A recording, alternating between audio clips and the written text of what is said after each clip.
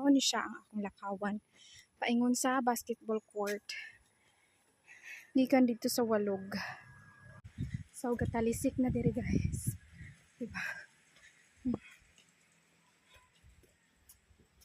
Punta sa buntod kay mag-biking na punta karong orasa sa Kapunon.